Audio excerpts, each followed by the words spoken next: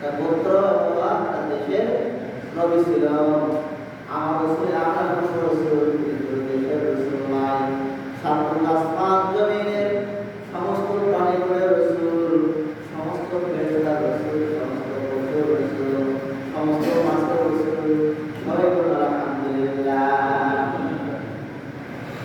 সূরাতুল ইউনূসের 58 নম্বর আয়াতে কারিমায় তেলাওয়াত করেছি। কুল ইসলাম কে বলে দিন, কুল বিফাদলিল্লাহি ওয়া বিরাহমাতিহি ফাবিযালিকা ফালইফরাহু হুয়া খায়রুম মিম্মা ইয়াজমাউন। আল্লাহু আকবার।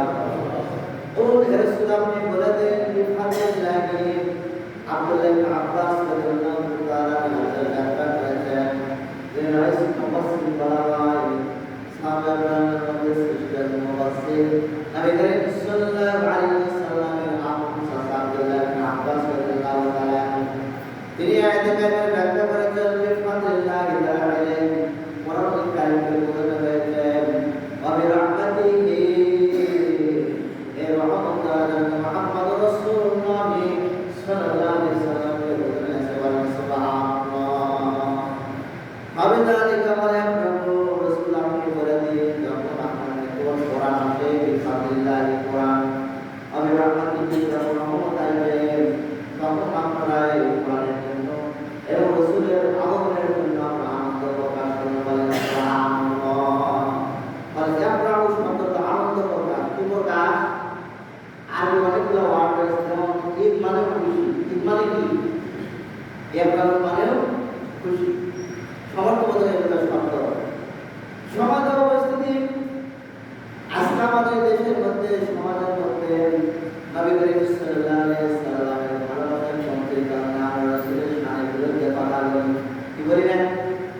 রাসূলের শুভাগমনে কেউ দুঃখ প্রকাশ করছে, কেউ আনন্দ প্রকাশ করছে। এমন বক্তব্য আমরা দেখছি মুসলিম ঘরে বসে সমাজের মধ্যে, জাতির মধ্যে। কিন্তু আল্লাহ রাব্বুল আলামিন সূরা ইউনূসের মধ্যে কি ঘোষণা করলেন?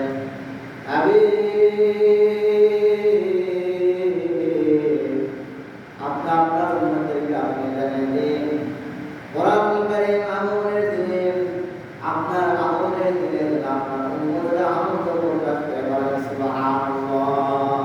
কথা না আমার কথা, আল্লাহর কথা।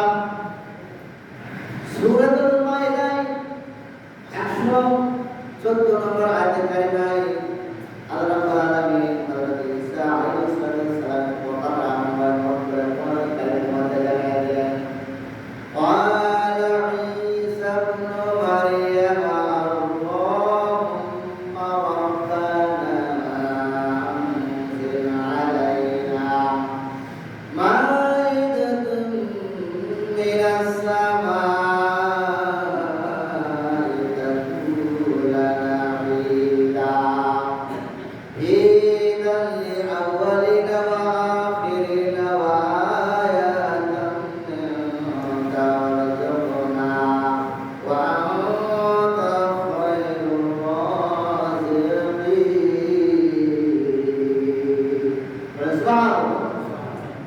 সূরাতুল মাইদা সুন্দরভাবে এখানে ঈদ আর সঙ্গে আছে খুশির কথা বলা হয়েছে। হযরত ঈসা আলাইহিস সালামের কওমের লোকেরা বলেছেন আমাদের সমাজের মধ্যে আমাদের কষ্টের মধ্যে রয়েছে, দুঃখের মধ্যে রয়েছে, খাদ্য নাই, অভাব অনাটনের মধ্যে রয়েছে, কিন্তু পানি নেই, খাওয়া নেই। যদি আপনি আল্লাহর দরবারে প্রার্থনা করেন আমাদের খাদ্যের ব্যবস্থা করতেন, তাহলে আমরা আপনার প্রতি ঈমান আনতাম। কে বলছে? ঈসা আলাইহিস সালামের কওমের লোকেরা ঈসা আলাইহিস সালামকে বলছে। হযরত ঈসা আলাইহিস সালাম আল্লাহর দরবারে প্রার্থনা করলেন, আল্লাহ রাব্বুল আলামিন তার দোয়াটা কবুল করলেন এবং বলে জানিয়ে দিলেন যে আমি এই দিনে যে খাদ্যবস্ত্র আসমান থেকে অবতীর্ণ করলাম, এই দিনটা আপনাদের জন্য আমি খুশির জন্য বানিয়ে দিলাম। বলেন সুবহানাল্লাহ। বর্তমানে যারা ছিল ভবিষ্যতে সবার জন্য এই দিনটা কিসের দিন? ঈদ। সূরা মাইদা ঈদে উল্লেখ করা হয়েছে, মানে খুশি, মানে কি খুশির দিন। তাহলে বোঝা গেল কোরআনুল কারীমের মধ্যে ঈদ শব্দ আছে কি নাই?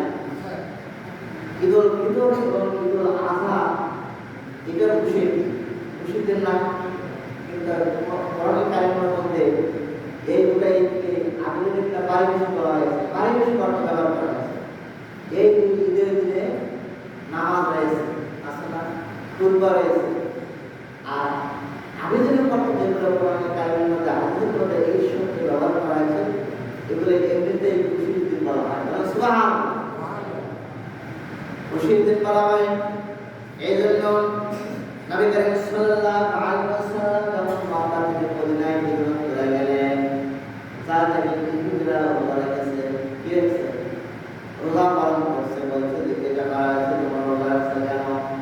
আজকে বলছে এই দিন আমরা হযরত মুসা আলাইহিস সালামের কওমের উপর থেকে কওম মুসা আলাইহিস সালাম ফেরাউনের নিকট থেকে আল্লাহ তাআলা নাসাত দিয়েছিলেন। বলেন সুবহানাল্লাহ। এই আশুরার দিন শুকরিয়া শুরু করা রোজা রাখছে, কি শুরু? শুকরিয়া। তাহলে নবী সাল্লাল্লাহু আলাইহি ওয়াসাল্লাম বলেন, সেই দিন ইহুদিতে বলেছিল তোমাদের কাছে আমি তো সবচেয়ে বেশি ভাবনা, কারণ আমি হচ্ছে নবীরা কি ভাই ভাই, পরবর্তীতে যদি আমরা বেশি থাকি তাহলে দুটা রোজা রাখবো। তাহলে হাদিস থেকে প্রমাণিত হয় যে শুকরিয়া শরীফ আপনি যে কোনো দিন রোজা রাখতে পারেন, নামাজ পড়তে পারেন। শুকরিয়া শরীফ কি শুরু? শুকরিয়া শরীফ আপনি আপনার সন্তান হয়েছে, আপনি শুকরিয়া শরীফ সালাত আদায় করতে পারেন, রোজা রাখতে পারেন। আপনার ব্যবসা হয়েছে, উন্নত হয়েছে, শুকরিয়া শরীফ কি করতে পারেন? সওম পালন করতে পারেন, ইবাদত করতে পারেন। তার মানে বোঝা গেল নবী করিম সাল্লাল্লাহু আলাইহি ওয়াসাল্লাম হাদিস দ্বারা প্রমাণিত হয়ে গেল আমরা শুকরিয়া শরীফ রোজা রাখতে পারি। বলেন সুবহানাল্লাহ। এই জন্য নবী করিম সাল্লাল্লাহু আলাইহি ওয়াসাল্লামের শুভকামনা সম্পর্কে যে আমরা অনেকে বলি যে দুই ঈদ ছাড়া দুই ঈদ নাই, কিন্তু এই কোরআন কারীমের আয়াতের মধ্যে আমরা বুঝতে পারলাম দুই ঈদ ছাড়া ঈদ আছে। যেমন আজকে জুমার দিন, কিসের দিন? নবী করিম সাল্লাল্লাহু আলাইহি ওয়াসাল্লাম বলছেন জুমার দিন হচ্ছে ঈদের দিন। বলেন সুবহানাল্লাহ। জুমার দিন কিসের দিন? তার বছরে কয়টা জুমা পাচ্ছি আমরা? ৫টা, ৫ সপ্তাহ, তাই না? ৫টা ঈদ পাচ্ছে। তাহলে বোঝা গেল যে ঈদুল ফিতর আর ঈদুল আযহা ছাড়া কিন্তু ঈদ আছে। সেটা বাংলা বললেও সমস্যা নেই, খুশি বাংলা বললেও সমস্যা নাই। এই জন্য নবী করিম সাল্লাল্লাহু আলাইহি ওয়াসাল্লাম বলেছেন যে জুমার দিন হচ্ছে খুশির দিন। বলেন সুবহানাল্লাহ। কোরআন কারীমের মধ্যে বিদায় হজের দিনে আরাফার ময়দানে একটা আয়াত কারিমায় নাযিল হয়েছিল, আল-ইয়াওমা আকমালতু লাকুম দীনাকুম ওয়া আতমামতু আলাইকুম নি'মাতি ওয়া রাদিতু লাকুমুল ইসলাম দীনান। সুবহানাল্লাহ। এক ইহুদি এসে ওমর বিন খাত্তাব রাদিয়াল্লাহু তাআলা বলছে, হুজুর আপনার ইসলাম ধর্মের মধ্যে আমার একটা আয়াত কারিমা নাযিল হয়েছে, এই আয়াত কারিমা যদি আমাদের সামনে যদি নাযিল হইতো তাহলে আমরা ঈদের দিন ঘোষণা করতাম। বলেন সুবহানাল্লাহ। বলছে কোন আয়াত বলো দেখি। তখন আয়াত কারিমা তেলাওয়াত করলো। ওমর বিন খাত্তাব রাদিয়াল্লাহু তাআলা বলল, শুনো ইহুদি শুনো, তোমার চেয়ে ভালো করে আমরা জানি যেদিন নবী করিম সাল্লাল্লাহু আলাইহি ওয়াসাল্লামের উপর আরাফার ময়দানে যখন আয়াত কারিমা নাযিল হলো, আয়াত কারিমা নাযিল হওয়ার পর আমরা বুঝতে পেরেছি আরাফার দিন ছিল ঈদের দিন এবং জুমার দিন দুটা ঈদের দিন। বলেন সুবহানাল্লাহ। তাহলে বোঝা গেল এই আয়াত কারিমায় আল-ইয়াওমা আকমালতু লাকুম দীনাকুম ওয়া আতমামতু আলাইকুম নি'মাতি ওয়া রাদিতু লাকুমুল ইসলাম। এই আয়াত কারিমা বোঝা গেল যে আরাফার ময়দানে দুটা খুশির দিন, দুটা ঈদের দিন, একটা আরাফার খুশির দিন, একটা সেদিন ছিল জুমার দিন। কয়টা দিন? দুটা খুশির দিন সেদিন ছিল। সময় দেওয়ার উপস্থিতি, এই জন্য নবী করিম সাল্লাল্লাহু আলাইহি ওয়াসাল্লামের শান এবং মান আল্লাহ রাব্বুল আলামিন বাড়িয়ে দিয়েছেন। ওয়া রাফা'না লাকা যিকরাক। রাসূল, আমি আপনার শান মান বড় দিতে সমর্থিত করেছি। বলেন সুবহানাল্লাহ। মিলাদুন নবী, কেউ বলছে ঈদ ও মিলাদুন নবী, ঈদ মানে খুশি, মিলাদ মানে রাসূলের জন্ম। রাসূলের কি? রাসূলের জন্মই না থাকে তাহলে সিরাত হবে? সিরাত হবে কখনো? আপনি প্রত্যেকটা সিরাত গ্রন্থের মধ্যে রাসূলের জন্মদিন শুনে আছে, বলেন সুবহানাল্লাহ। সিরাত মানে কি এটা বুঝতে হবে। সিরাত শব্দের অর্থ অনেকগুলো অর্থ রয়েছে। সিরাত মানে রাসূলের সুন্নাহ। রাসূলের কি? সুন্নাহ। রাসূলের শরিয়া, আদব, তরিকা, পদ্ধতি, চরিত্র। অর্থাৎ এক কথা সিরাত শব্দটা আমলের ক্ষেত্রে ব্যবহৃত হয়। কিসের ক্ষেত্রে? সিরাত আপনার জীবনে সারাটা জীবন আপনি কত পালন করেছেন রাসূলের সুন্নাহ, এর নাম হচ্ছে সিরাত। বলেন সুবহানাল্লাহ। আর রাসূলের সিরাত শুধু এই একটা মাসেই সারাটা জীবন আপনার মধ্যে রয়েছে। রাসূলের সুন্নাহ ছাড়া আল্লাহর দরবারে একটা আমল আপনার কবুল হবে না। একটা উদাহরণ দিলে আপনি বুঝতে পারবেন। কোরআন কারীমের মধ্যে সালাত আর যাকাত বলা হয়েছে, নামাজ কায়েম করার কথা বলা হয়েছে। কিসের কথা? নামাজ কায়েম করো। কিন্তু কোরআনের মধ্যে আল্লাহ পাক বলেন নাই যে ফজরের নামাজ 2 রাকাত, যোহরের নামাজ 4 রাকাত, আসরের নামাজ 4 রাকাত, মাগরিবের নামাজ 3 রাকাত, ইশার নামাজ 4 রাকাত। এটা কিন্তু কোরআনে বলা হয়। কারণ আল্লাহ রাব্বুল আলামিন বলেছেন নামাজ কায়েম করো। এটা হচ্ছে নামাজ কায়েম করার কথা বলা হয়েছে। আর কোন নামাজ কয় রাকাত এটা রাসূলের সুন্নাহ দ্বারা প্রমাণিত। বলেন সুবহানাল্লাহ। তার মানে আপনি রাসূলের সুন্নাহ ছাড়া আপনি কোন একটা ইবাদত আল্লাহর দরবারে কবুল হবে না। নামাজ কয় রাকাত এটা কিন্তু কোরআন দ্বারা সাব্যস্ত নয়। কি দ্বারা সাব্যস্ত? রাসূলের সুন্নাহ বা হাদিস দ্বারা সাব্যস্ত। আর রাসূলের হাদিস বাদ দিলে আপনার নামাজ হবে? নামাজ হবে না। আমরা তাশাহুদ করি না? কোরআন নামাজের মধ্যে তাশাহুদ করি, এটা কি হাদিস? এটা কি রাসূলের সুন্নাহ? রাসূলের, তার মানে বোঝা গেল রাসূলের সুন্নাহ ছাড়া আপনার নামাজ হবে না। আপনি যে ইবাদত আপনি করবেন দেখবেন যে রাসূলের সুন্নাহ রয়েছে, রাসূলের আদর্শ রয়েছে, রাসূলের চরিত্র রয়েছে।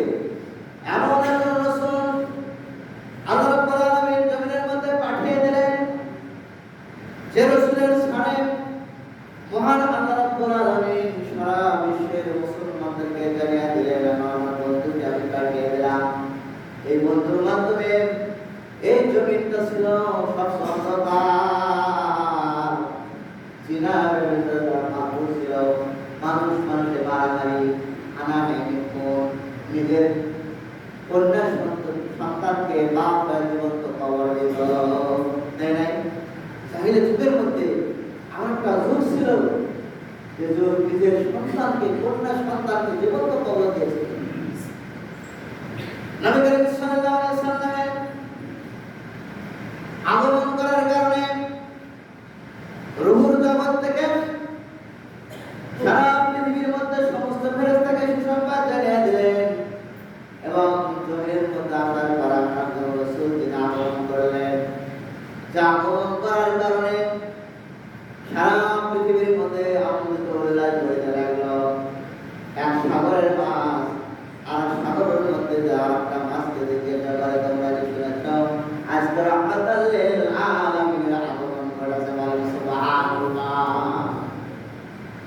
শুধু তাই নয়, এক জঙ্গলের পশু আর এক জঙ্গলে গিয়ে বলে ভাই রে,